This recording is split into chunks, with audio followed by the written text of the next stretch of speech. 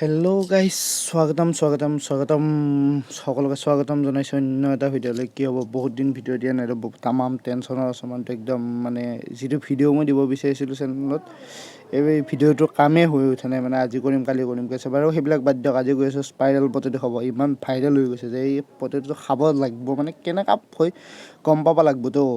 তো মোৰ লগত এটা এইটোক ল'লোঁ লগত, লৈ কেনে গ'লোঁ। চাওঁ যিহেতু মেলা লাগি আছে, সেই দাদাটো ব'ৰ হৈ আছিল ইয়াত, তাতে অলপ ক'ল্ড ড্ৰিংকছ খালোঁ ৰ'ব। আৰু মই কিনো খাব, ক'ল্ড ড্ৰিংকছৰ নামত সেই কিবা বকৱাচ লাগছে আৰু পেটটো চাওকচোন মোৰ কেনেকৈ ওলাইছে। তাৰপিছত ভাবিলোঁ মানুহ কম অলপ ফুৰি আহোঁ।